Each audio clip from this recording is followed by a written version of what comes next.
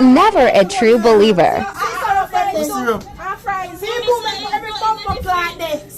The man go, a real shop broker this. Dog go shopping. What's Magnum? Magnum for days, man. Eat them.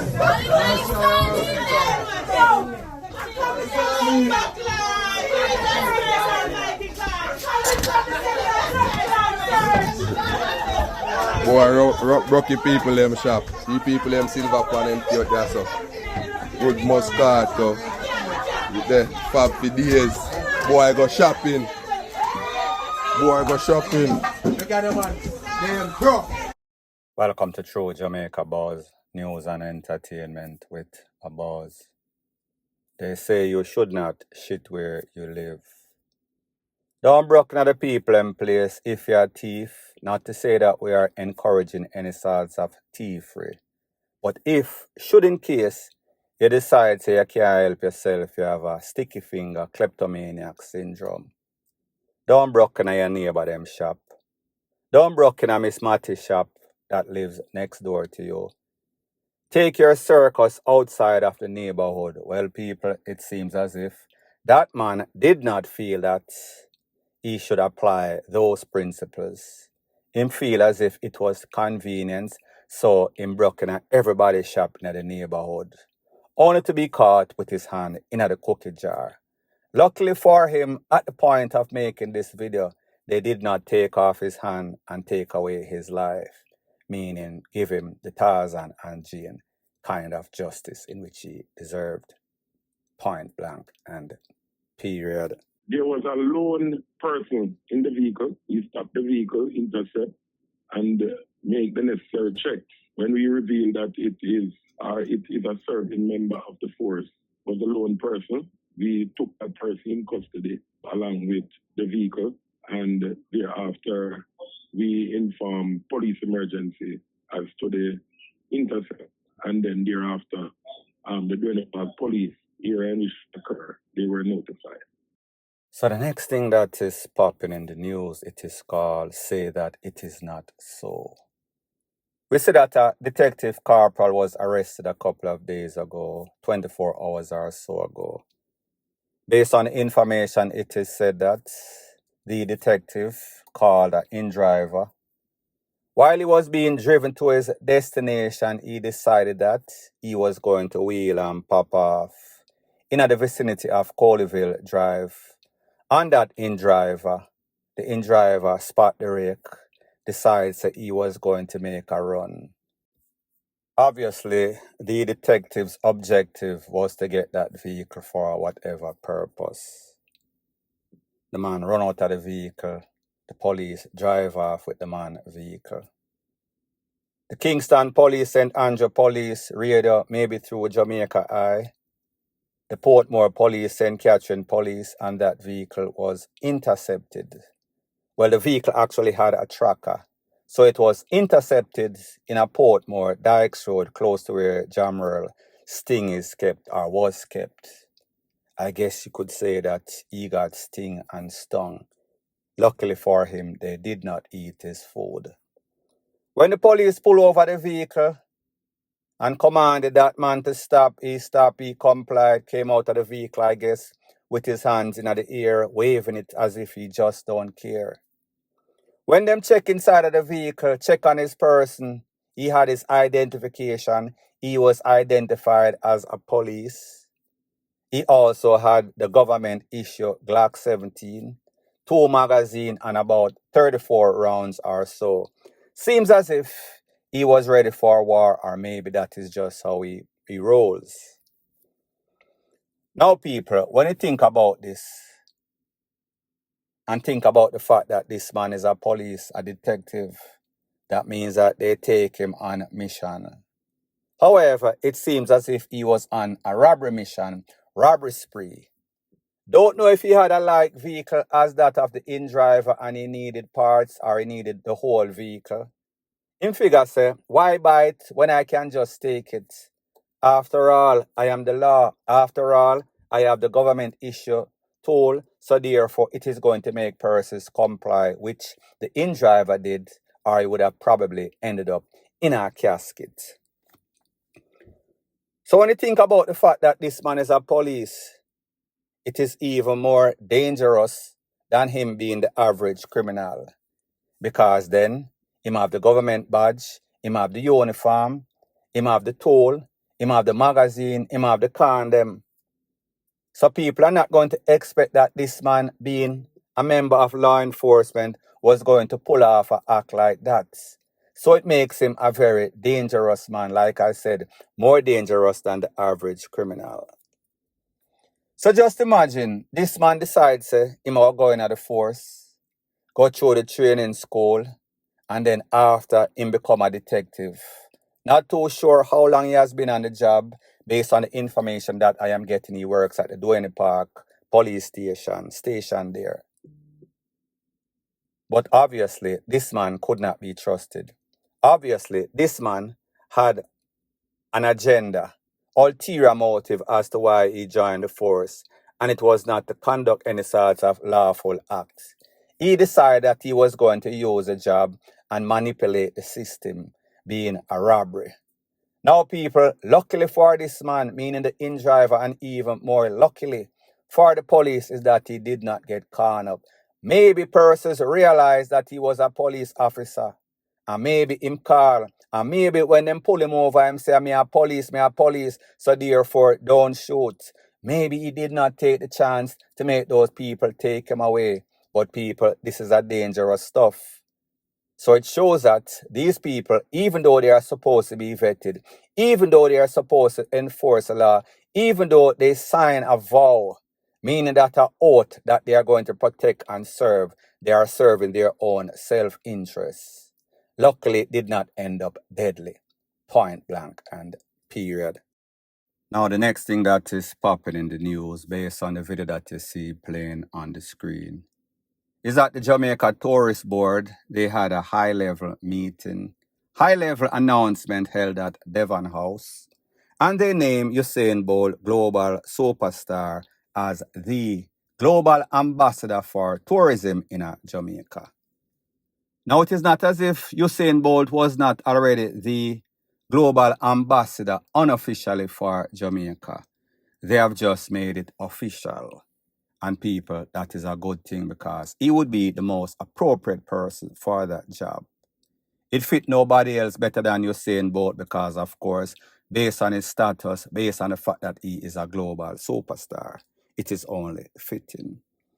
However, a lot of persons, including myself, are saying, boy, Usain Bolt must be the most loyal Jamaican, the most patriotic Jamaican after all that he has endured with the government of Jamaica as it pertains to SSL. Disclaimer, whether it was the JLP or the PNP in a power at the time in which Usain Bolt lost his money, they would have still been responsible for making sure somebody like that gets back his money based on all that he has done. So let's talk about exactly what Usain Bolt has done for Jamaica. Since the Beijing Olympics in 2008, don't quote me, we saw that him put Jamaica upon the map like Bob Marley, maybe even bigger than Bob Marley. Fast forward 2012, 2016, right through, global superstar. As a matter of fact, one of those scientific survey companies said, if Jamaica was to pay for all of the service, all of the promotion that Usain Bolt gave Jamaica, it would have been in the billions. Not billions of Jamaican, billions of US dollar. Fast forward to the SSL debacle. We saw that Usain Bolt invested in excess of $12 million. And he lost all of that $12 million. I think he had a couple of hundreds or thousands of dollars, US dollar. Don't quote me on that. He pretty much lose everything in the tens of millions of US dollars. Not tens, 12 million US dollar. We saw that the finance minister, Clark at the time, we saw that the government said they are bringing all sorts of forensic scientists. They are going to get to the bottom of this, and SSL will be reprimanded, and all who are responsible are going to get time. They are going to get convicted. Up till now, one sole scapegoat, Gina Panton, she's the only one that has been locked up. So therefore, we get all sorts of mouth talk. Usain Bolt lost his father through sickness maybe about a month or so ago. We saw that the politicians were there and they did the right thing. If you have a global superstar, an icon of your country, and his family lost his life, his dad specifically lost his life, then it is the duty of the government to show up. However, a lot of persons, including myself, said that it looked kind of hypocritical based on the fact that they were not in support in making sure that Usain Bolt got back his money and the other victims, not just Usain Bolt.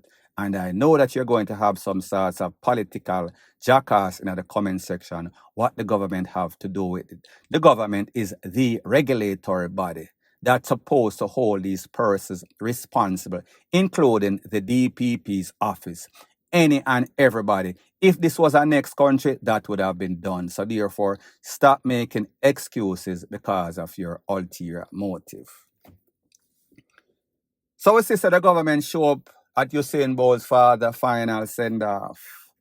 Fast forward, less than a day or two ago at Devon House, they are going to make him the global ambassador for tourism in Jamaica. And like I said, that job would fit nobody else. But after all that you have done, you really have the galls, the backbone, the spine to really ask this man to do all of that after all that he has done.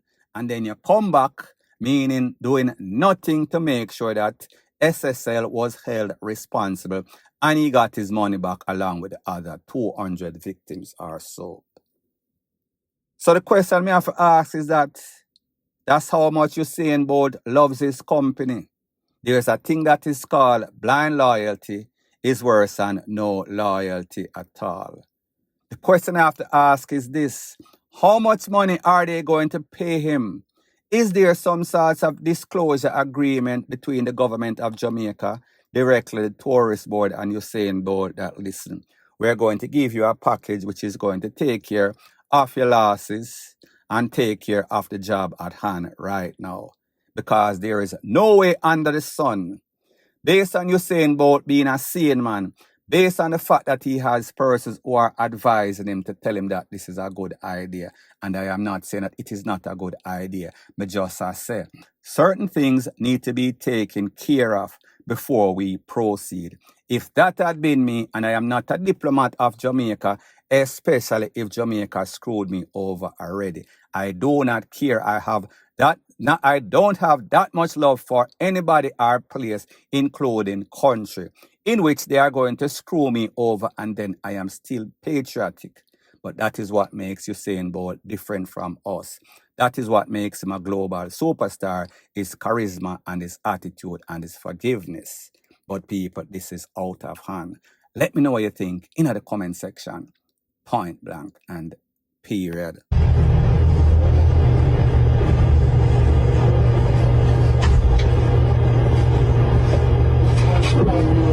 Can I get a pack of Capri with some menthol on?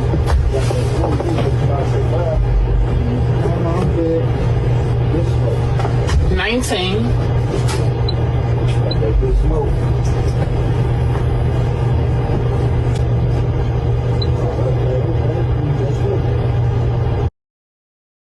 So the next thing that is popping in the news, it is called Coming to a Theater Near You.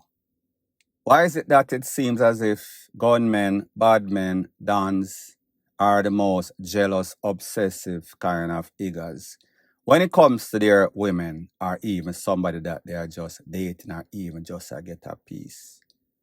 Based on the edited version of the video, it is said that a 41-year-old man, the assailant, his name is Jonathan Robinson, known as Big Jono, in the streets.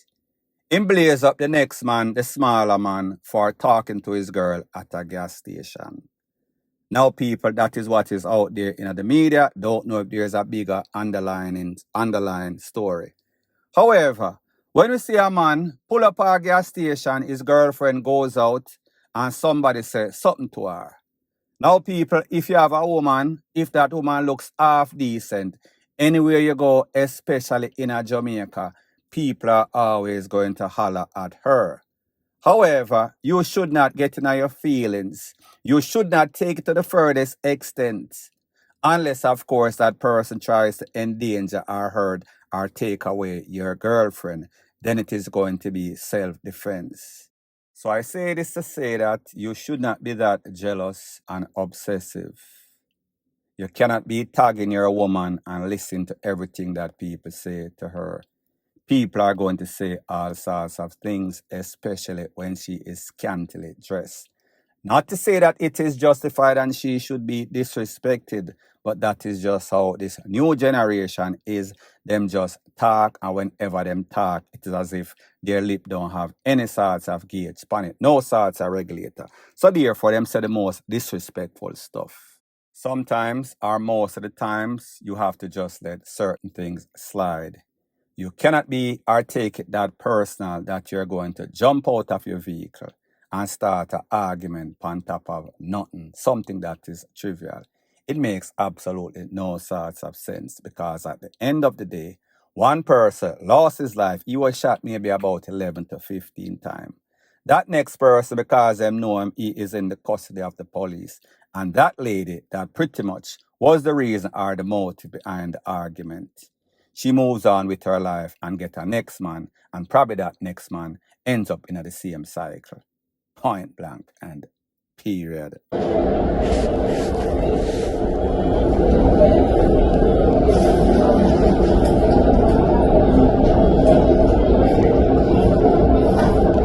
So the next thing that is popping in the news, it is called Justice is Served, Fly High or Fly Low. It is called karma. The person that you saw in that video that is at the hospital, he is a suspect in the takeaway of Godfrey Kamar Myrie. That is a bus conductor that was taken out by a loaderman, the person in the video, on or about March 10, 2025. Him stab up the man, take away himself. A month or so later, they had the final send-off for Godfrey. While the mother was at his final send-off, the funeral, she got notification. Police call and say, you don't know, so we find the suspect in a gully in a New Kingston. I guess he was amongst the gully fishes in hiding. He was taken into custody and he was officially charged. He was locked up. It is said that friends of Mr. Godfrey, or person that took it personal because he took out a good youth, decided that they were going to give him a royal beating. He was taken from the penal institution and taken to the hospital. However, it seems as if the severity of his wounds and the fact that he had to wait forever and a day to get any sort of attention, maybe they were turtle rushing his emergency situation. He eventually succumbed to his injuries and he is gone. At the end of the day, Godfrey lost his life because of somebody that is a loaderman that thought that he is entitled to Godfrey's money, or he was not properly compensated for his services rendered. So he decided to go juke up the man. Could not go back to where he lived. He was in hiding in the gully for about a month or two or so. He was eventually caught by the police. Don't know if Spotterline saw him, or the police just did some sorts of random check, or they got information, intelligence that the suspect was in the gully. They went for him, lock him up. He was in the penal institution. The people caught him, and then now he is dead. So 2 people dead, 2 families in mourning, all because of BS, entitlement and badness. Makes absolutely no sorts of sense. Point blank and period. So anyways, people, thanks once again for checking out my video. If you appreciate videos like these, please show your appreciation by liking, commenting, sharing and subscribing to my channel. That is how YouTube promotes videos like these to like-minded, sensible persons like yourself. Bless up.